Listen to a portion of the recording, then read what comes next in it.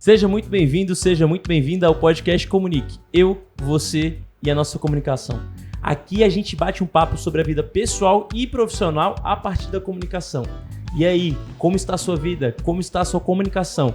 O episódio mais especial de todos que a gente já teve no podcast Comunique começa agora, nesse exato momento, no CEF3 de Sobradinho. É isso mesmo. Hoje o cenário está diferente, está tudo diferente, porque a gente está gravando o CEF3 Sobradinho, escola em que o Wagner é professor de história, quer dizer, provocador sobre história, porque ele já me corrigiu aqui que ele disse que ele não gosta muito do título de professor de história, mas sim de provocador. Dispenso. Muito obrigado pela abertura da gente bater esse papo aqui na escola, da gente poder conversar sobre esses assuntos que tantos nos inquietam, que é a perspectiva educacional, a perspectiva da comunicação, a perspectiva da história e tudo mais. E eu acredito que vai ser um bate-papo interessante. Quem nos conecta, e eu gosto de fazer a honra aqui a quem nos conecta, é o Tonhão, que já veio aqui no podcast algumas vezes, está aqui nos bastidores Tonhão, aí. Grande Tonhão. Muito obrigado pela presença, pela participação, pela abertura. Eu que agradeço assim, a oportunidade de falar sobre comunicação, educação.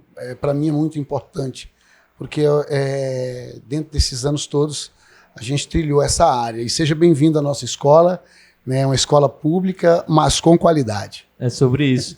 E aí aqui, o Enoque, que faz tudo isso acontecer, está comigo, e também tem os alunos aqui da escola que estão acompanhando a gente. Tião, Laurinha, tá todos aqui conversando. A galera tá aqui. Aprender um pouquinho. Wagner, eu começo te perguntando sobre essa percepção que eu tenho também da comunicação, que eu não gosto de dizer que a gente ensina, que a gente necessariamente passa um conhecimento rígido para as pessoas. E aí, no caso, para as crianças, para os adolescentes, a gente passa uma provocação. Por que você tem essa percepção que a gente tem um papel de provocador? De onde que vem isso? Como é que surge isso? Eu sempre fui uma criança muito inquieta, né? O sonho era fazer uma bomba, mas não sabia para que eu queria fazer uma bomba. Mas eu queria fazer ciência, e aí eu fui entender que era disso que se tratava. Eu queria ser um cientista. Mas eu era um cientista que não fazia bomba. Mas eu entendia que dentro da minha mente existia todo um universo pulsante dentro de mim. E quando eu fui obrigado a ir para as escolas, para estudar, para aprender, eu percebi que a escola ela tentava, mas ela não conseguia limitar essa necessidade que eu tinha de conhecimento, de aprender. E eu confesso que me deixava muito triste quando eu comecei a compreender que para aprender alguém tinha que me ensinar. Quando, na verdade, eu tinha várias questões, nenhuma delas a educação formal ela conseguia responder.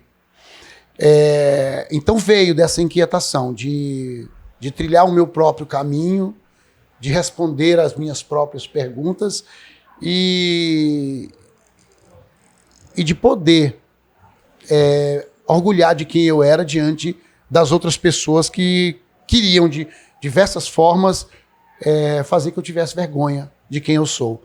E eu estou falando assim porque, na realidade, essas primeiras experiências que eu vou ter até o princípio do ensino médio, na ditadura militar, onde a gente não podia expressar quem nós somos, ou quem nós éramos naquele momento.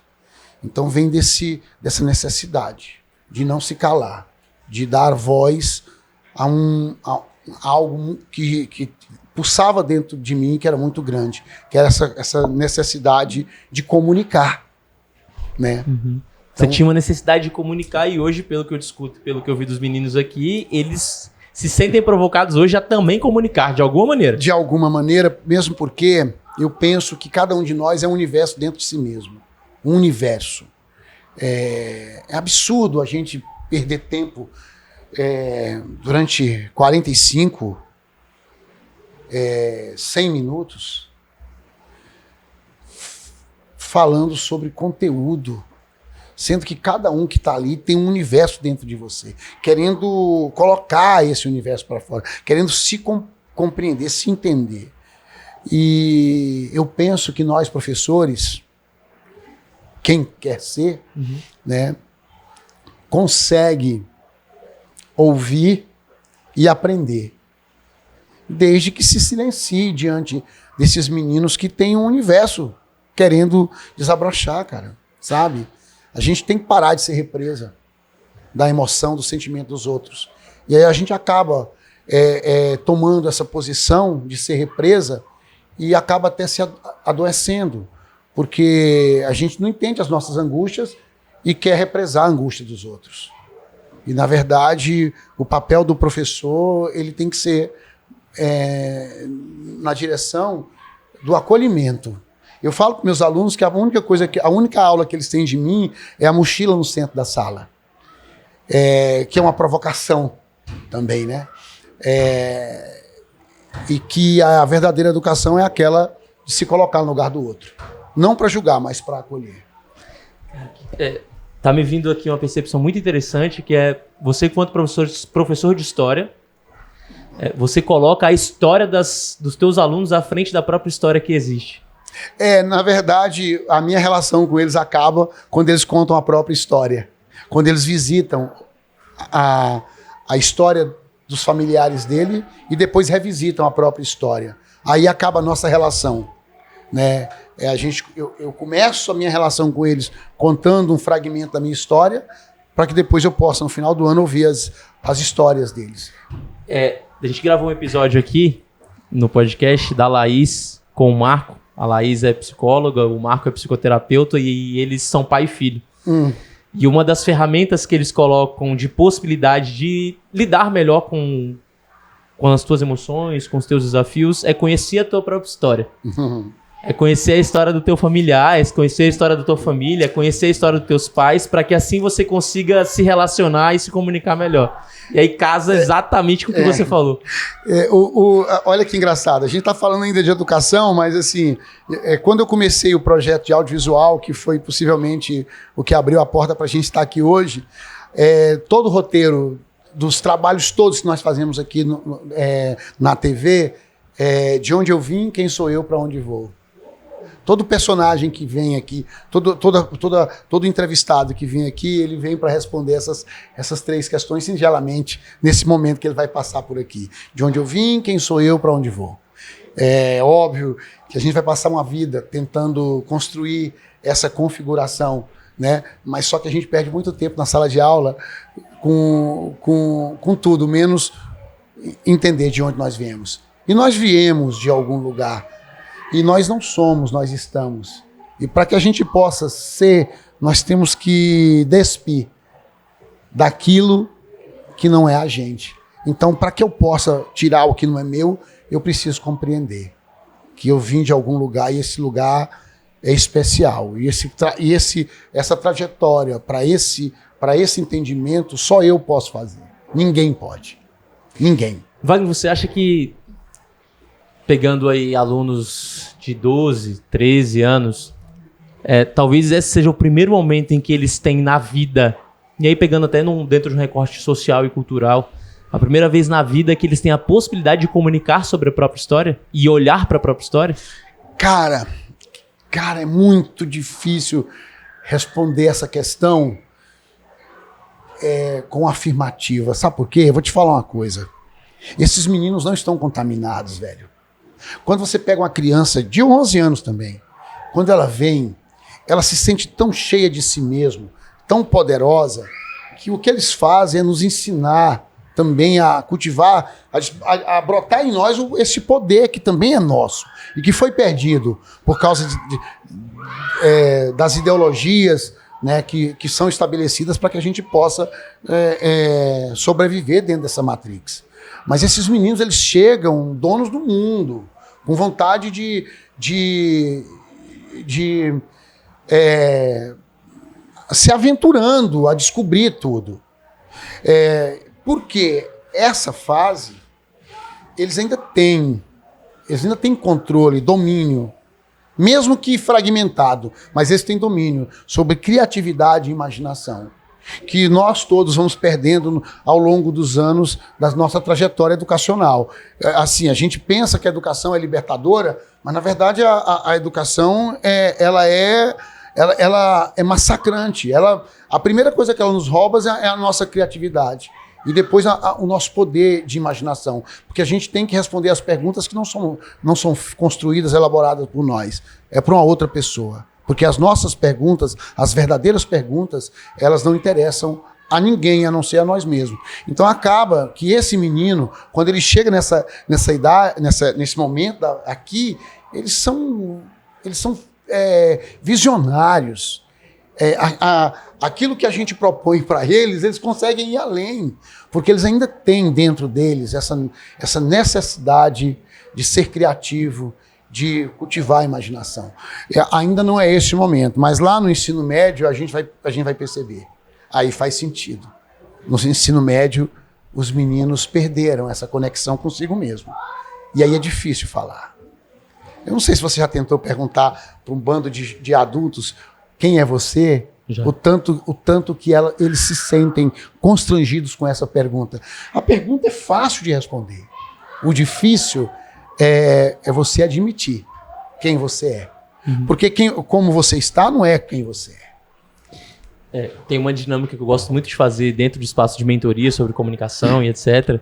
É quando muitas vezes as pessoas não têm muita dificuldade de expressão sobre o que ela está fazendo ou o que ela é.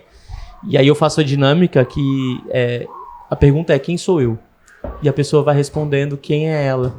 E aí dentro dessa perspectiva ela vai respondendo e ela vai percebendo que muitas vezes ela sequer sabe identificar. Ela sequer sabe comunicar aquilo. E muitas vezes um adulto, que eu trabalho com adultos, os adultos sequer sabem, mas ao mesmo tempo exigem dos outros. Eu não sei quem sou eu, mas eu exijo que você saiba quem sou eu. Eu não sei o que eu vou comunicar, mas eu exijo que você comunique comigo aquilo que eu quero receber, mas eu não sei o que eu quero receber. E aí a gente tem os buracos, os espaços de comunicação, e aí voltando ao que você me disse, parece que o espaço da imaginação, da criatividade pode fazer permanecer essa capacidade de identificação, de percepção, de sabedoria, de conhecimento, de crescimento. E o Tonhão, certa vez, eu como aluno dele, ele disse que uma das sabedorias grandes que ele tem, que ele fala para o filho dele você tem um poder enorme. Isso não tem limite, que é de imaginar. Poder da imaginação, que é um poder gigantesco. É intransferível, embora seja represado, né?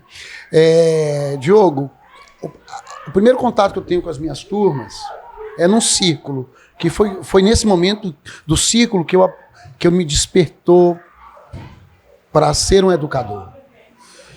Bom, Diogo, então assim, no primeiro contato que eu tenho com eles, eu pergunto para eles, você existe? E para eles essa pergunta é muito distante, porque você sente o processo desse menino de tentar entender por que essa pergunta.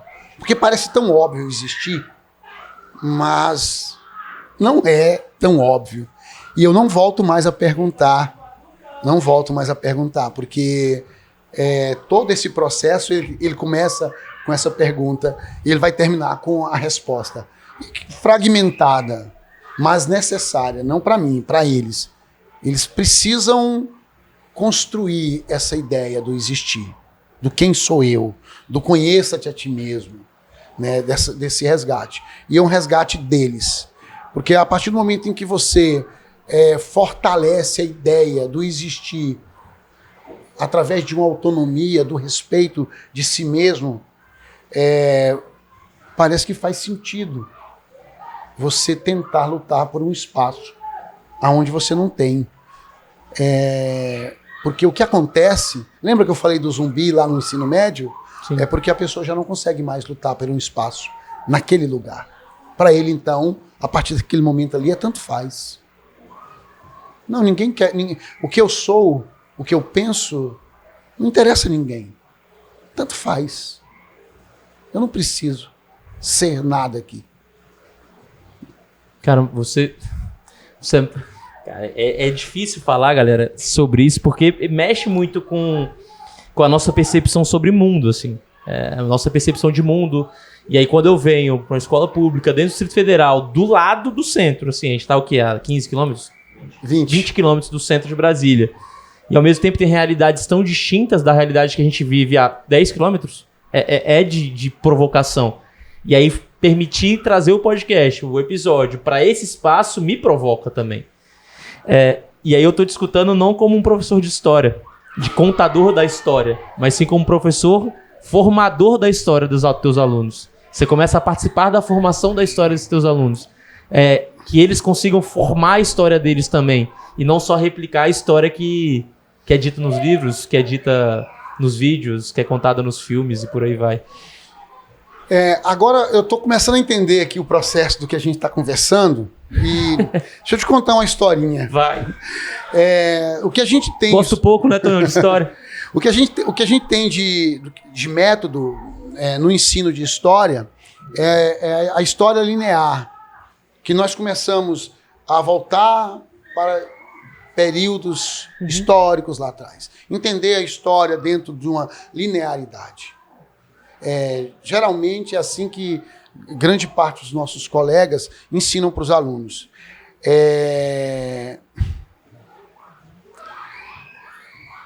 Eu não vejo sentido nisso. Não vejo. Porque hoje eu falei para um grupo de alunos que o tempo não existe. Como perceber o tempo? O tempo não existe. Como que eu tenho que voltar lá para trás na história, entender o que aconteceu lá, apenas por entender, para responder uma questão do livro, ou para fazer uma prova, ou para passar no vestibular? Que sentido faz isso para quem gastou tanto tempo voltando para o passado? Então, dentro do que a gente trabalha, a gente volta para o passado. Mas a gente volta para o presente. A gente não fica no passado, a gente volta no presente. Mas a gente não vai para o passado de qualquer jeito. Por que eu vou para o passado?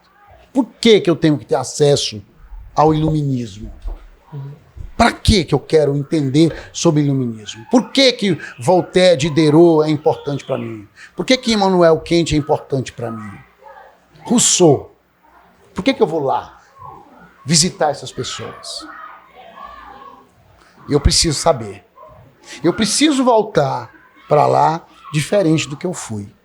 Eu preciso trazer algo de lá que mude, não uma questão na prova, não o direcionamento para o vestibular, mas que mude o meu estado, a minha condição.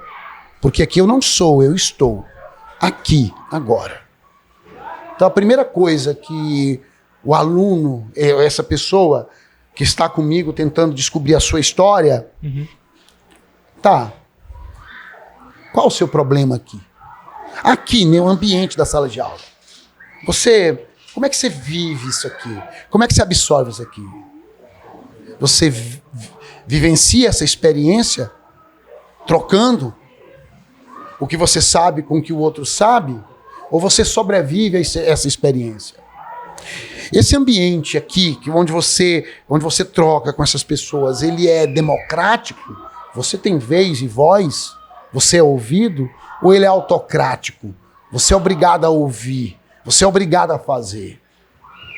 Quando eles identificam que eles sobrevivem num espaço, porque a relação é autocrática, quando eles voltam para o passado, eles vão identificar que espaços autocráticos, onde pessoas sobreviviam, existiam lá. E pessoas que não concordavam com esse espaço queriam mudar, transformar. E o que eles fizeram? Nós estamos falando dos iluministas. Então, o que eu posso aprender com os iluministas lá que eu posso utilizar aqui? Mas não para responder uma questão. Não para passar no vestibular, mas para mudar a minha atitude diante da vida. Como é que eu posso utilizar? Eu posso ser um iluminista aqui na minha vida? Se eu posso, como que eu vou fazer isso? Cara, é muito legal te escutar, Wagner. E aí tá me vindo a ótica de que acaba que você participa da formação de uma nova comunicação desses alunos. Né? Porque a partir da história, do conhecimento que eles vão adquirindo, vão se unindo ali aquele conhecimento, eles vão tendo a capacidade de se comunicar de um jeito diferente e não padronizado. Eles começam a ter a capacidade de formular pensamentos críticos, respostas críticas, dependendo de escutar mais do que de falar, dependendo de se posicionar mais e por aí vai. Parece que tem uma formação da comunicação a partir da história. A partir da história. Porque, Diogo, o que é comunicação? O que eu posso me comunicar com você? É só quem eu sou e nada mais. Nada mais. Muitas dessas pessoas têm vergonha numa comunicação, e por isso a maioria não comunica, das pessoas não gostarem de quem elas são. Perfeito. De não gostar da voz dela, de não gostar das ideias dela. E isso oprime essas pessoas a ponto delas não comunicarem. Nós temos vários meninos que deixaram de comunicar porque acreditam que vão ser julgados por quem elas são. Cara, adianta eu pegar e ensinar para um moleque que existiu um Rousseau, um Voltaire? O que esses caras vão fazer na vida dessas pessoas, citá-los, se eu não aprendi nada com eles? Se eu não aprendi nada com eles para minha prática, para que eu pudesse ter orgulho de quem eu sou, sabe? Desses caras serem uma bandeira para quem eu sou, não por que esperam de mim.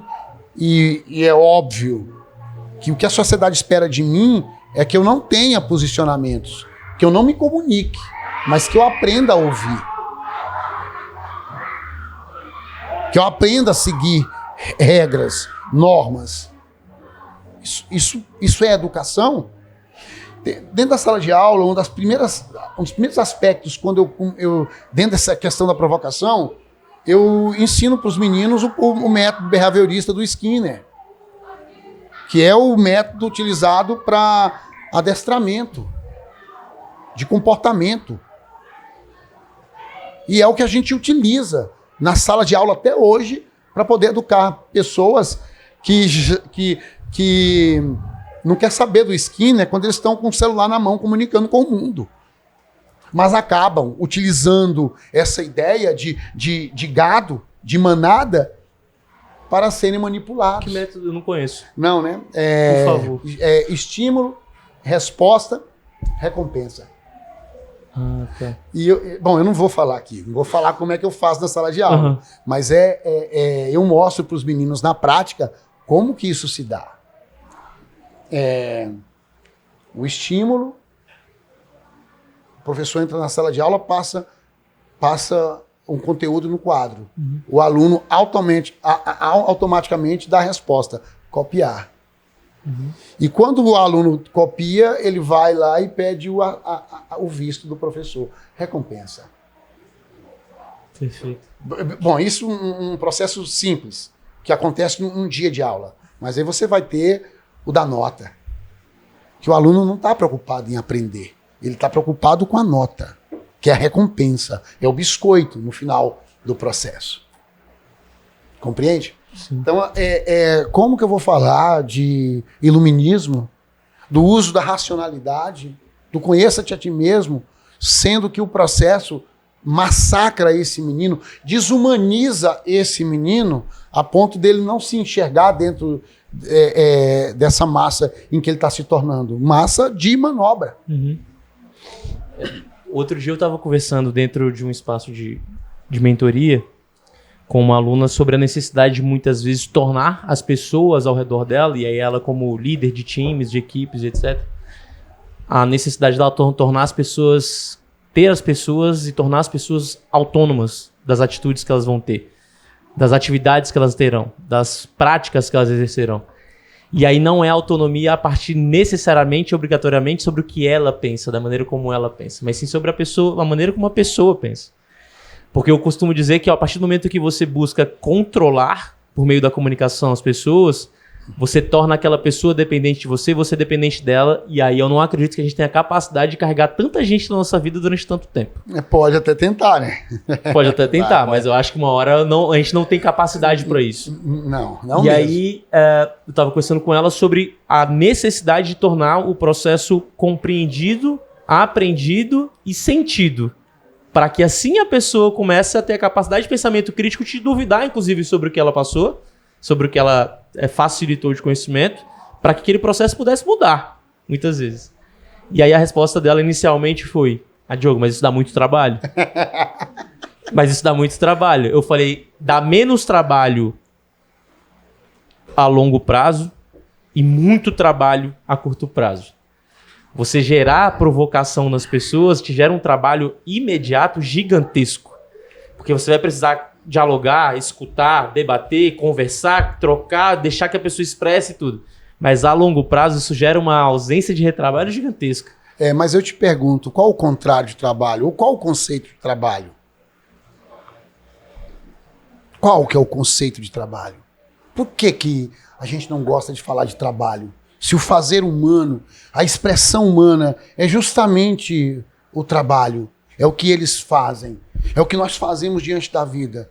Tudo é trabalho. E por ser trabalho, é o que nos torna vivos. Cara, graças a Deus, ao Oxalá, que dá trabalho.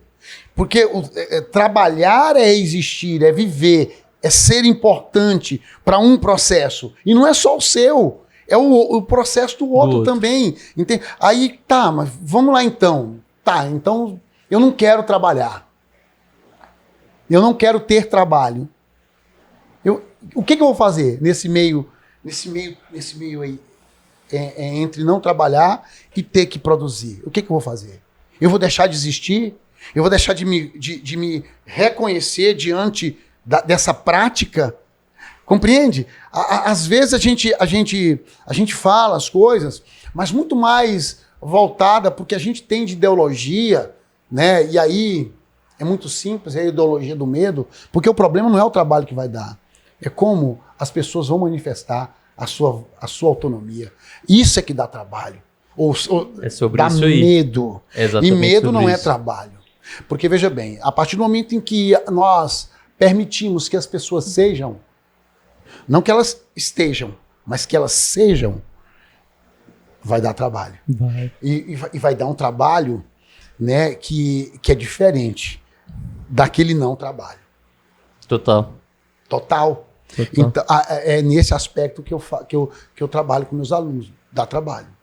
Perfeito. Às vezes eu chego nesses lugares aí, lá, minha cabeça doendo. Tonhão mesmo é um dos caras que já sabe como é que eu tô, como é que foi o processo na sala de aula, porque ele foi trabalhoso. E para mim tá ótimo. Eu vim aqui para gastar essa energia. Eu não vim aqui para economizá-la. Eu não sei quando é que eu vou ter outra oportunidade de me dispor a esse processo, sabe, de entrega, de doação. Então, eu vou ter que fazê-lo. Alguém vai ter que fazer. E eu faço justamente para que esses meninos, eles possam também fazer. E pelo que a gente conversou aqui nos bastidores, uma das tuas maneiras de gerar autonomia neles do processo deles terem a capacidade de pensar sozinhos, né? Acho que você tem muito essa provocação de fazer com que eles tenham a capacidade de pensar sozinhos, e o que me chamou muita atenção foi que você consegue colocar dentro da sala de aula a ideia do tribunal. Conta um pouco pra gente, porque pra mim, quando eu penso em tribunal, eu como advogado, eu penso em capacidade argumentativa, capacidade de criação, capacidade de diálogo, capacidade de pensamento crítico, capacidade de formação. E não é na ideia de, pelo que eu discutei, não é necessariamente na ideia de torná-los advogados. Não. Muito pelo contrário. Juízes, Ministério Público e por aí vai. Muitos vão já teve juíza nesse processo aí, advogados, alguns vêm aqui, sim, sabe? Mas não é pra isso. De forma alguma. É pra quê? Como é que surge? Aí vamos lá, fazer o seu processo, né? Sim. Como é que era, como é que está e pra onde vai? Pois é o seguinte... como é que eu vejo a educação dentro de estar um ano com esses grupos de alunos? Eu divido a minha metodologia em quatro partes. O tribunal acontece na terceira parte. E o que eu não ensino conteúdo. Eu não dou uma aula de história. Durante todo o ano. Eu não dou uma única aula de história. Mas eu ensino ferramentas para que esses meninos possam voltar até o passado e se alimentar dele. Mas se alimentar dele não em forma de conteúdo, não em forma de decoreba, mas para quando voltarem de novo para o presente, eles possam resolver uma situação, um problema. Sobrevivência/autocracia. Vivenciar dentro de um processo democrático. Então, a metodologia ela divide em 4 partes. A primeira parte, eu ensino eles a trabalhar em grupo. Grupos pequenos, onde eles vão construir um com o outro. Lembra que eu te falei da mochila no centro da sala? Eu ia perguntar isso também. A mochila no centro da sala é um círculo onde eu coloco uma mochila, obviamente, provocativamente. O aluno que está oposto a mim, a mochila do lado dele é de uma cor e a minha é de outra cor. Todos nós assumimos compromisso que é uma mochila, o objeto no centro da sala, mas quando eu pergunto a cor, o que está lá do outro lado, aí há divergência, porque da minha é diferente. E, geralmente eu coloco a minha parte preta e a dele colorida, para ficar bem... contrastante. Porque, veja bem, é o ponto de vista dele. Quando eu pergunto para ele a cor que ele fala, e ele me pergunta a minha cor que eu falo, aí eu pergunto, se eu colocar na prova, você vai responder que a minha mochila, que a mochila é a sua cor, ou é a minha cor, ou é a cor do professor? E ele fala, para ganhar ponto é a cor do professor. Então você vai abrir a mão da tua verdade para aceitar a verdade do professor. Vocês fazem isso todos os dias. Aí eu falo para ele, vamos trocar de lugar. Vem para o meu lugar. Aí ele vem para o meu lugar, eu pergunto, que cor que é a mochila? Aí ele fala, a minha cor. Aí eu peço para ele, agora pergunta, que cor que é a mochila? Aí eu falo, do seu ponto de vista, a mochila é amarela. Do meu ponto de vista, a mochila é preta. Aí eu pergunto para ele, o que foi diferente aqui? Você falou os dois lados, Quando eu mudei de lugar para você, eu levei minha verdade comigo, mas também acolhi a sua verdade. Quando você mudou de lugar comigo, você abriu mão da sua verdade para aceitar a minha. Isso é a educação que a gente tem. Não dá para a gente aprender dessa forma. E eu preciso construir a verdade. Hoje eu vou ensinar vocês, a partir de agora, a construir a verdade coletivamente. Uns 5, 6 pessoas. Vocês vão construir. É uma resposta só para todo mundo, mas vocês vão ter que pegar e dialogar. Então eu estou ensinando, a primeira ferramenta que eu chamo de aplicativo é o trabalho em grupo. Identificar autocracia, democracia, sobrevivência e vivência, que são aplicativos, para poder fazer uma leitura histórica, para entender. Quem é que sobrevivia, quem é que se parece comigo, quem é que vivenciava, que se parece com o professor e assim por diante. Como é que eu posso mudar? Eu estou satisfeito com o meu personagem ou eu quero trocar? Como é que eu faço quando eu voltar aqui para o presente? Então vocês vão ter que dar uma alternativa para todo mundo. O que você aprendeu com o passado que você pode transformar o presente, o teu presente? Segundo bimestre, nós vamos aprender a argumentar. E argumentar é justamente comparar o passado com o presente. Antes aqui no presente, eu sobrevivo, porque a minha relação é autocrática. Mas eu encontrei lá no iluminismo uns caras que eram sobreviventes, mas a partir do momento que eles começaram a usar a razão, não acreditar mais em fantasia, eles mudaram a atitude. Então quer dizer, eu vou mudar minha atitude aqui, mas baseada no que eu aprendi com os iluministas. Eu estou usando a argumentação. Eu estou legitimando uma prática minha, porque eu já não estou mais sozinho. Estou eu com a minha necessidade de mudar e também com tudo que eu aprendi quando eu voltei no passado. Eu não voltei mais sozinho. Eu voltei com outro avatar comigo. E ele vai me iluminar nesse novo processo. Quer dizer, nós temos aí trabalho em grupo, argumentação, agora nós vamos vir para o tribunal, que é uma ferramenta mais complexa. No tribunal, eles vão trabalhar primeiro a tese, escolher a tese, tanto de defesa como de acusação. Bom, trabalhamos em cima da tese. Agora nós precisamos colher provas para que a gente possa comprovar que a nossa tese ela tem fundamento. E vamos atrás das provas, agora vamos construir a argumentação para fazer esse desenho desse quebra-cabeça de que a nossa tese é real. Bom, como é que é o processo então? Vamos imaginar uma situação, vamos pegar uma situação que está acontecendo. Eles voltaram lá para que é o treinamento, né? Eu pego o conteúdo do livro como treinamento, mas, por exemplo, a maioria escolheu falar sobre aborto. Racismo, machismo, tem um punhado de tema, mas a maioria escolheu sobre aborto. Mas aí quando eles vão lá, volta lá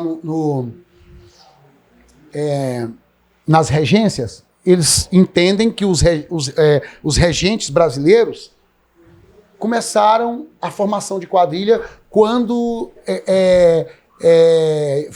organizaram a Guarda Nacional, através do coronelismo que matou, que estuprou, que fez compra de voto, formou quadrilha e milícia. Então, o que eles fizeram? Eles foram lá no Código Penal, estabeleceram o código da lei, o parágrafo, o que caracteriza a formação de quadrilha, foi lá no livro, encontrou, porque pelo que diz a lei, eles conseguem identificar na leitura. Quando eles voltam para o passado, eles vão buscar aquilo que a lei diz no que o fato histórico está demonstrando. Uhum. Então aí o que eles fizeram? Eles pegaram, voltaram lá, viram que realmente, de fato, era milícia e formação de quadrilha. Aí quem vai defender, eu estou contando alguns tribunais. Sim. Quem vai defender fala, não, agiu em legítima defesa. Ao formar, agiu em legítima defesa. E aí pega a lei de legítima defesa e volta no período histórico para identificar que aquela prática que aconteceu lá dá legítima defesa. Então, como é que vai ser aqui o tribunal? Eles vão citar a lei, vão mostrar a prova e vão argumentar em cima. E a mesma coisa é também com a defensoria. Quer dizer, eu quero que eles aprendam sobre as leis. Eu quero que eles citem as leis. Eu quero que a lei seja um caminho para eles voltarem na sua própria história e entender como que isso aqui se enquadra na prática das pessoas. Então a gente já chegou no espaço aí do tribunal. E aí tem o quarto passo? Tem o quarto passo. Qual que é? Uma coisa que eu não te falei, eu não dou nota também. Porque é importante para esse processo. O coordenador fica maluco na hora dessa, hein, Tonhão? Eu não dou nota. A nota todas são dadas por eles. Eles que escolhem a nota. Uhum. Um detalhe, não dão 10. É difícil, é raro. Mas é raro dar 10. Porque é eles que escolhem a nota. Sim. Parte daí. A quarta parte é a construção da própria história. Quando é que eles vão provar para mim que eles aprenderam história? Quando eles contam a história deles. E quem vai avaliar a história deles não serei eu, vai ser os pais dele. E os pais também podem ajudar na construção dessa história. O quarto bimestre ele acontece agora, junto com o terceiro. Porque eu vou desenhar para eles o livro, que é usando a metodologia científica. Eu não vou falar para eles que eu estou ensinando um método científico. Eles não precisam saber. Mesmo com 12, 13 anos, eles vão fazer como se fosse coisa de criança para eles, porque eles já estão inseridos. Porque todas as informações, eles já disponibilizam para eles. Então, eles vão vão fazer todo o método científico, mas aplicando na própria vida, investigando com os pais, com os avós, bisavós, aonde a história vai, de quem sou eu, de onde eu vim. Depois eles contam a história deles, quem sou eu, do nascimento até aqui, e para onde vou, como se eles estivessem projetando o futuro, mas a partir de agora. Aí a gente fecha a metodologia. E aí o teu aluno, tua aluna sai daqui com a capacidade de comunicação e com a possibilidade de minimamente ser provocado sobre a história comunicativa, digamos assim. Aquele que fechou o processo. E assim, é importante a gente compreender. Tonhão mesmo conhece muita gente que volta depois aqui falando que entendeu depois, né? Porque cada um tem o seu processo. Sim. Não dá para você pegar e falar que todos... Mas é óbvio que todas essas questões a gente entende. A partir do momento em que a gente materializa certos conhecimentos, eles vão ficar com essas pessoas e no momento que eles entenderem que é propício, eles vão se despertar para isso. É óbvio que esse menino, quando ele absorve essa ideia da autonomia, eles não conseguem aceitar que as pessoas falem para ele como é que ele deve fazer as coisas. Ele faz aquilo que está em consonância com quem eles são. Aí é que está a diferença. Entende? Eu não preciso falar para o menino como é que ele deve agir. Ele sabe como agir. Mas de acordo com o sentimento, como ele se vê, como ele se enxerga. Não como as pessoas enxergam eles. Wagner, posso te provocar? Fique à vontade. Fique à vontade. Porque aqui eu também estou escutando e eu sei que pode ser que algumas pessoas estejam pensando o seguinte. Wagner, mas ao mesmo tempo não dá para a pessoa pensar sempre sozinha de acordo com a autonomia dela. Às vezes existem uns padrões sociais e culturais e de normas que a gente precisa cumprir. E aí? E essa criança sai daqui, esse adolescente sai daqui querendo fazer tudo do jeito dele? Cara, isso é perfeito, não é não? Isso é perfeito. Não era o que a gente gostaria de fazer?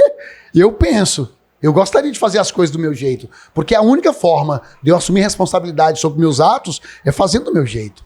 Porque como é que eu posso assumir responsabilidade sobre os meus atos se eu não fiz como eu queria?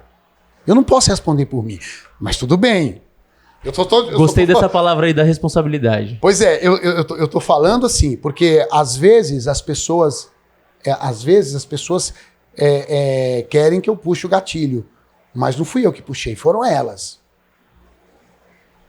Né, para várias coisas. Mas vamos ser mais concretos, reais. Vamos imaginar. E esse menino vai entrar numa faculdade, por exemplo, que é o grande problema para todos os pais, né? Cara, o problema não é entrar numa faculdade. Entrar numa faculdade nunca foi problema, nem quando elas eram poucas. Uhum. O problema é você concluir uma faculdade. E como você conclui essa faculdade? Isso, para mim, é um problema. Perfeito. Entende? E a gente sabe o quanto é grave alguém que faz uma faculdade por opressão da família e da sociedade. A gente sabe. A gente vai nos hospitais e a gente vê o tanto que é ruim. Isso. A gente vê na construção civil o tanto que isso é ruim. E esses papéis que não eram o que eu queria, mas eu sou obrigado. Isso para mim é ruim. Mas esse aluno... Porque, veja bem, eu não tirei isso do nada. Eu não tirei. Muito do que eu faço, eu tirei da minha experiência com meus professores na faculdade. Uhum. Os meus professores na faculdade, eles não estavam nem aí pro que eu ia fazer da minha vida. Eles estavam ali para ser um obstáculo porque eu vou fazer da minha vida. Porque eu vou fazer da minha vida passando pela faculdade é problema da sociedade.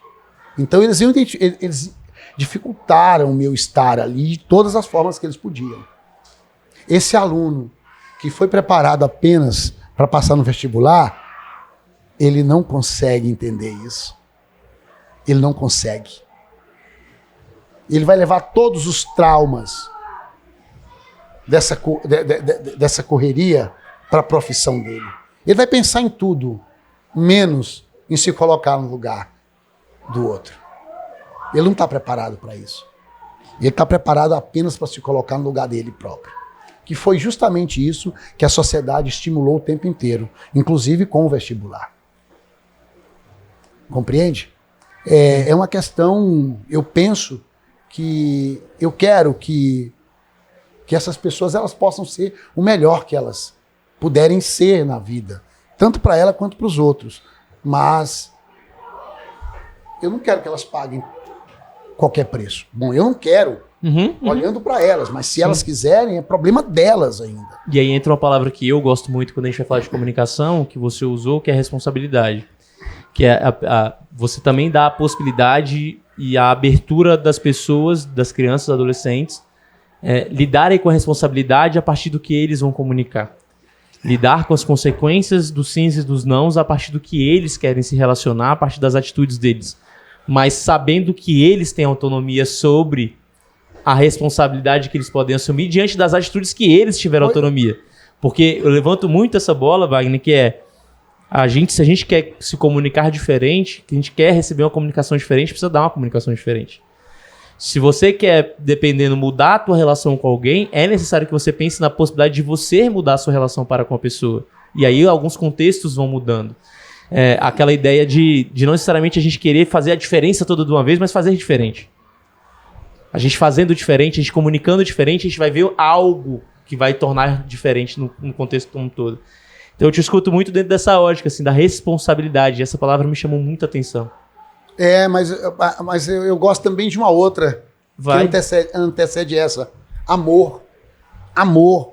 Verdadeiro amor. Que começa comigo mesmo, sabe? De me amar profundamente. De entender que no momento que eu fico ali triste na sala de aula, que eu tenho medo de expressar minha opinião, do medo do julgamento do meu colega, do próprio professor, de estar errado perante os meus pais, isso me faz muito mal. Isso me faz muito mal. Eu aprendi com isso a não me amar, a não me respeitar. Compreende? Tudo começa em mim. Tudo começa em mim. Eu falo, Diogo, para mim essa é a verdade. Ainda é uma verdade. E pode ser que ela mude daqui para frente, mas ela é uma verdade. Cara, nós não temos condição de ensinar nada para ninguém. Nada. Nós não temos. Nós só temos uma condição de sermos nós mesmos. Da melhor maneira que a gente conseguir ser diante das pessoas. Então essa questão da gente se amar, da gente se respeitar acima de qualquer coisa. Que é um processo dentro do que eu trabalho também, porque assim, eu falo para os meninos que a minha pedagogia é a pedagogia do amor. Porque tudo que a gente faz é tentando aprender a amar. E aí, por exemplo, quando eu provoco eles a se colocar no lugar do outro, não existe um gesto mais amoroso do que você se colocar no lugar do outro sem julgar, apenas acolher? Ouvir, sem julgar. Eu não preciso concordar com ninguém. Eu não preciso partilhar da verdade do outro, mas sem julgar. Se colocar no lugar do outro. E é um processo difícil, porque vai chegar um momento, ainda não chegou, mas vai chegar um momento em que nós vamos ter que falar de amor. Mas eu preciso falar quando aquelas outras liçõezinhas, elas começam a se organizar na mente deles. Amar é respeitar. Respeitar é admirar. É um ciclo. Ele se completa. Mas para que eu possa respeitar, amar alguém, primeiro eu preciso respeitá-lo. Respeitá-la. Eu preciso respeitá-la para que o verdadeiro amor aconteça. E para respeitar alguém, eu preciso admirar. Se eu não admiro alguém, eu jamais vou respeitá-lo. Só que tem um detalhe. Como admirar alguém? Eu preciso de parâmetro. Eu preciso de um conceito de admiração. E esse conceito de admirar alguém, ele começa em mim mesmo. O que eu admiro em mim que eu vejo no outro como sintonia? Porque a partir do momento em que eu vejo em você situações que eu admiro em mim, há uma sintonia. Quer dizer, cara, o Diogo é admirável, velho. Nossa, o Diogo é admirável. Mas o que eu admiro em você é o que eu admiro em mim. Então começa daí. O que eu respeito em você é o que eu respeito em mim. O que eu amo em você é o que eu amo em mim. Porque é a única forma que eu tenho de lidar com todas as circunstâncias sem parecer ser falso. Sem parecer sendo hipócrita. Aquela questão do semelhante atrai semelhante é justamente porque é a identificação da admiração, do respeito, do amor. E assim, eu posso falar sem nenhum tipo de restrição. Eu amo o Tonhão. Porque eu respeito o Tonhão. Porque eu admiro o Tonhão. E isso para mim é verdadeiro. Sabe? Eu posso falar sem medo nenhum de estar errado. Compreende? Então, quer dizer, dentro desse processo, né, dessa compreensão de amor, que é respeito, cara, como é que eu vou respeitar? Como é que eu posso estar dentro de uma relação, seja ela qual for, se eu não estou me respeitando dentro dela? Se eu não admiro quem eu sou dentro dela? Por isso que eu não dou aula de história. Compreende? Compreendido. Muito compreendido. Eu não tenho como eu admirar os meus alunos dando aula de história para eles, velho. Não tem como. Eu vou admirar eles eu vim dessas histórias dele. Essa vontade que eles têm de ser eles mesmos. Porque isso é admirável. E isso, a maior parte de nós, professores, perdemos. Nós não conseguimos mais identificar a gente no processo da educação, da comunicação. Eu tô te escutando muito, Wagner, na perspectiva de que você dá aula de comunicação. Porque assim, você permite que eles debatam, dialoguem, se escutem, falem, se expressem a partir de muitas bagagens que existem, e aí você citou aqui algumas, né, da história, etc. De modo que eles consigam dialogar a partir do que já existe, mas também do que já existe de história, mas também do que já existe dentro deles. Se admirar. Eu quero que quando... Assim, a ideia do projeto é que eles sintam orgulho de quem eles são, do que eles falaram, do que eles pensaram, do que eles estudaram sozinhos. Eles... Então excluindo as ferramentas, né? Não excluindo todas as construções históricas que já foram feitas, mas utilizando delas. Utilizando delas. Eles ficam impressionados. Você fica quando a gente faz as reflexões, você olha, eles estão todos rindo. Aquele sorriso de alma, né? É verdade, cara. Eu estudei história mais do que qualquer outra matéria. E o cara não me deu uma única aula, velho. Eu não fui o responsável. Eles sentem orgulho da atitude deles, do comportamento deles. Compreende? Isso é ter orgulho. Caraca, ó. Eu começo, então, a me respeitar. Não, calma aí, eu tenho capacidade. Aquele professor lá falou que eu não tinha, mas eu tenho. Eu provei pra mim mesmo que eu tenho. Cara, eu amo ser essa pessoa que eu tô sendo. Esse ciclo tem que começar nele. Não tem que começar no todo. O todo não vai fazer isso. O todo é ideológico. O todo tem compromissos que não é com a humanidade. Hoje eu trabalho dentro dos meus negócios com alguns pilares, que aí tem os nomezinhos, né? Os rótulos que são dados de cultura. E aí um deles é pensamento crítico, que eu discutei fortemente, dando a possibilidade deles terem pensamento crítico, não replicarem conhecimento. Eu trabalho muito com a percepção de que a gente é resolvedor de problemas. E aí eu te escutei muito utilizando a percepção de usar a história para lidar com as situações da vida. Situação é problema. História é isso. Lidar com as situações da vida. E somado aos dois, ter a capacidade de expressão didática sobre aquilo que você está pensando. Né? São os pilares que eu utilizo dentro do escritório, dentro da empresa de comunicação. E eu te escutei ensinando, apesar de não ser o melhor termo, mas facilitando esses 3 conhecimentos para os teus alunos. Pensamento crítico, resolução de problemas e também a capacidade de expressão didática sobre aquilo que eles pensam, tendo referências históricas. Eu nunca estou satisfeito. E não é importante. Porque dentro desse processo, eu também sou aluno. Entende? Eu também sou aluno. Esse era um aspecto que eu queria perguntar. Não tem como. Não tem como. Eu não estou satisfeito porque eu estou aprendendo. Porque ainda para mim, a cada dia, tem aspectos ali que me desperta para algo que ainda falta em mim. Esse é o processo. Então, quer dizer... E tá tudo certo. Eu não preciso estar satisfeito, feliz com o que eles estão fazendo. Mas eles sim, eles precisam. Porque esse é o processo deles. Entende? Perfeito. Esse é o processo deles. Eu não posso ter essa vaidade. Eu não tenho o direito de ter essa vaidade. Assim, essa vaidade é deles.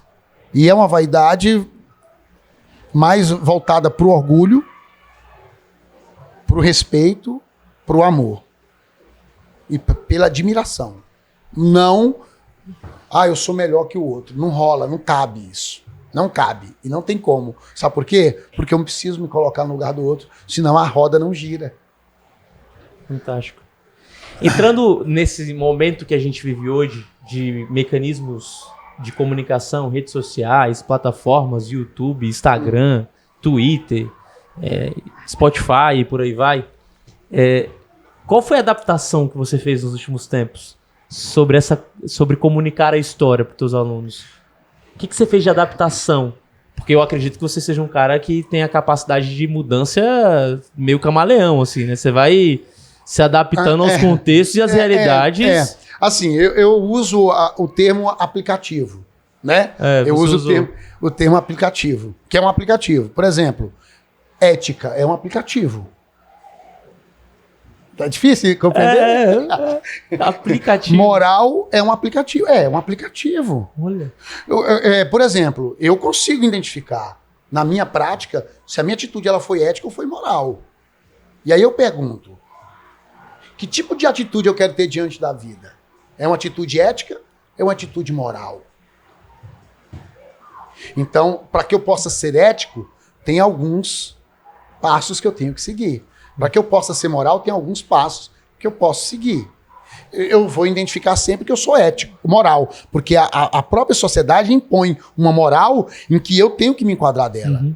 Quando eu me enquadro na moral social, eu paro de vivenciar uma experiência e passo a sobreviver a essa sociedade. Quer ver? Vou dar um exemplo de sala de aula. Uhum. O aluno moral, ele não precisa aprender tudo que a escola propõe para ele. Basta aprender a metade, ou até um pouquinho a menos da metade é o suficiente para que ele possa ascender à próxima fase. Sim. Então, ele sendo um aluno moral, ele vai ser um aluno sobrevivente. Mas um aluno ético, não. Ele não está ali pelo mérito, ele está ali pela construção de quem ele é. E não só dele, mas também de toda a sociedade. E aí você usa o termo aplicativo para fazer a adaptação à nova linguagem. A nova linguagem. Genial. Autocracia é um aplicativo.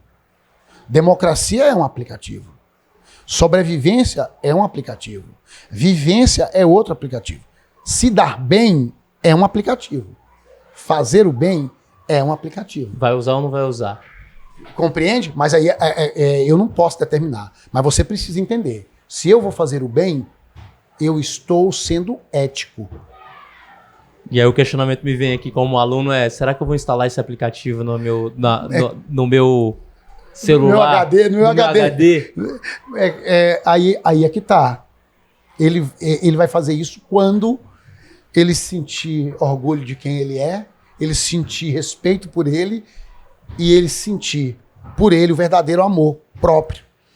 Ou seja, você faz uma adaptação da sua linguagem à nova realidade que eles têm. A nova realidade. E aí ele pode se estender às próprias redes sociais, essa prática nas redes sociais. Perfeito. Compreende? É no meu tempo? É um exercício que vai dar nota? Não. É quando ele entender que esse ser que ele se tornou pode se propagar. E não ensinando os outros como agir, mas fortalecendo nele como ele deve agir. Me chamou a atenção aqui porque eu já escutei algumas pessoas falando que um dos problemas da sociedade atual é a rede social. E aí o que eu te escuto é um aplicativo, né? Que aí a pessoa tá com ele instalado e tá usando, assim como usaria se não existisse a rede social, mas tendo a rede social a pessoa tá usando um aplicativo ali dentro. Quer ver um outro aspecto que eu acho que você conversou com sócio-educador, com psicólogo, ou até com psiquiatra, pelo que você me falou. Quer ver uma outra coisa que eu não vejo como um problema? Ansiedade. Como viver num mundo atualmente sem a ansiedade? Ansiedade não é um problema, pelo menos para mim, do meu ponto de vista, da forma que eu entendo os processos, que eu trabalho com meus alunos. Não é. É essa nova realidade, onde nós estamos ao mesmo tempo em vários lugares. Tonhão sabe que a nossa onipresença não é uma coisa só de Jesus Cristo. Nós somos onipresentes em várias circunstâncias o tempo inteiro. Quer dizer, esse é o novo eu, o novo ser. É essa pessoa acelerada. É óbvio que faz mal para muitas pessoas. Uhum. Sabe por quê? Porque tem muitas outras pessoas que colocam isso como mal. Mas aí eu te pergunto, tem como ser diferente? A gente teve um episódio só sobre ansiedade com a Luísa Monteiro, psicóloga, e um dos aspectos que ela trouxe foi a ansiedade por si só ela não é um problema, né? Existe a doença que tem características da ansiedade e tal, e é outro fator. É outro fator. É outra questão. Não é a ansiedade que a gente tem no nosso dia a dia que é um grande fator. E aí, Wagner, caminhando para a evolução do tempo, hoje você tem um trabalho com as crianças, com adolescentes, com os meninos de sala de aula, que remete a essa adaptação da linguagem ao momento atual, que é o momento de rede social, Isso. é o momento de gravação de podcast, é o momento da arte, é o momento audiovisual, que eu sei que você tem um apreço incrível. Eu fui aluno na ditadura militar.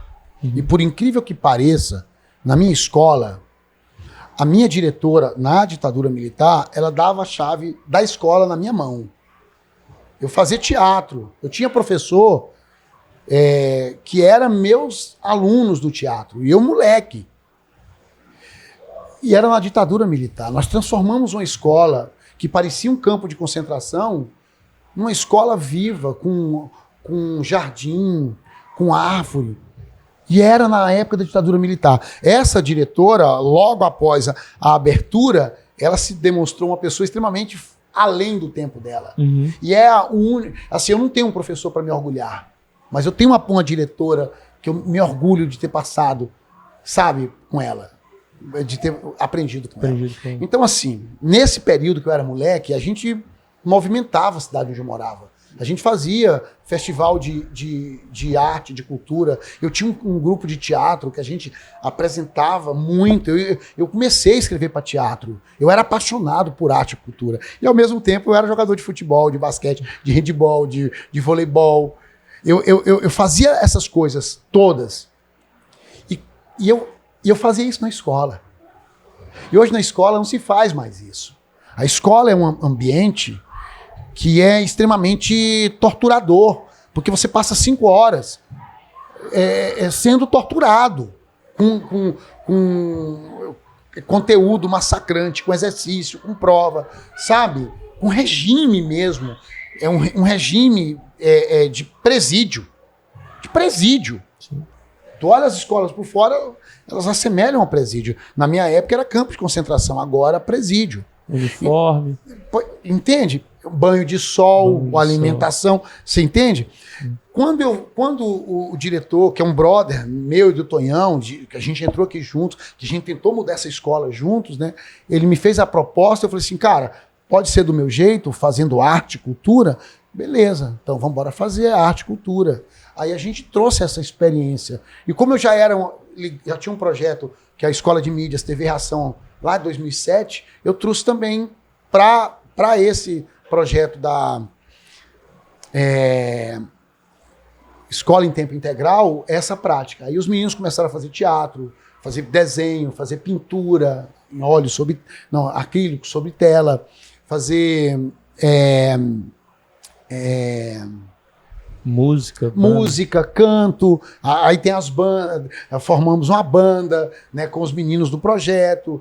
Aí vem também agrofloresta, vem horta, vem todo um processo. Vem a TV, a emissora Arena 3 TV, que é a emissora onde a gente está gravando aqui hoje. Tem também o A3, que é uma plataforma de notícia na internet. Aí vem essas produções maravilhosas dos meninos, entende? Isso aí é óbvio. A gente contratava uns parceiros, né? Dentro dessas áreas, eles vinham capoeira, também teve, dança também teve, né? E aí eles vêm para cá, ensinam essas ferramentas e aí os meninos vão e constroem os seus projetos. Sempre partindo desse princípio. A gente ensina a ferramenta, né? O aplicativo. E aí eles vão... Eu ia falar isso, o aplicativo. Aí eles vão e apresentam, constroem os seus projetos. Na mesma perspectiva. O que a gente fazia o trabalho de sala de aula, só que agora a gente faz com arte. Faz com ecologia, com o meio ambiente, com a dança, com todos os processos. E com audiovisual também. Seguindo a mesma temática. Né? E dentro desse processo a gente tinha também a aldeia, que é um momento onde os alunos eles se encontram uma vez por semana para discutirem os projetos deles. sabe? Aí, que é a participação política mesmo, né? Que era um dos projetos mais fascinantes que a gente tinha, que é a questão da aldeia, ter as lideranças, os representantes, né, que são os conselheiros da aldeia, que trazem os temas, que vão atrás das demandas políticas deles, dentro desse prognóstico todo de ação, né? A formação de uma pessoa. De uma pessoa. Que ela não é só educação, é também arte, é cultura, sabe? É tudo. É um ser global. Tonhão, bem que você falou que esse cara era massa, viu? Vontade de continuar conversando. Você quer fazer alguma pergunta? Certeza? Oportunidade única, hein? Talvez você vai fazer uma pergunta que você nunca tenha feito. Mentira, deve ter perguntado tudo já pra ele. A gente conversa muito, cara, sobre isso. A gente conversa muito sobre isso. Wagner, irmão, eu vou te agradecer absurdamente por me provocar a refletir tanto sobre tantas coisas, a abrir o espaço, a se disponibilizar a dialogar, a abrir o espaço também para os meninos verem um pouco de como é que funciona um podcast. Então, mais uma vez, se não estava aqui, eu acho que na hora que eu falei, faça honraria aí pela conexão e pela sutileza dessa conexão, que eu acho importante pra caramba.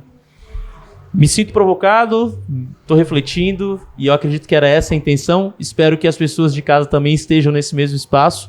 E se não estiverem, que é o que eu digo, que eu copio a Natália Souza, que tenham feito pelo menos uma boa companhia, que a gente tenha feito uma boa companhia para essas pessoas nesse momento. Sim. Pô, eu agradeço, é sempre uma boa oportunidade. Assim, vai no coração quando a gente tem essa oportunidade de falar um pouquinho de coisas que a gente, na maioria das vezes, é mal interpretado e nem entendido por causa da forma que a gente faz as coisas. Sim. Mas é bacana a gente estar articulando, olhando de um outro ponto de vista essa prática e reaprendendo, essa que é a verdade. A gente não tem a intenção da inflexibilidade, mesmo porque todo dia que eu entro numa sala de aula, ou que eu entro na escola, é como se meu corpo fosse completamente triturado e eu tenho que me refazer a cada vez que eu entro aqui na sala de aula, na escola, né? Ouvir um menino te cumprimentando, doando a energia dele para você, né? E isso para mim não tem preço. Vai ser difícil não lidar mais com isso daqui a algum tempo, mas a intenção ainda é de tentar aprender o máximo que a gente conseguir dentro desse processo. Obrigado, muito obrigado. Enoque, faz tudo isso acontecer, meu irmão. Muito obrigado. E aí, como está a sua vida? Como está a sua comunicação?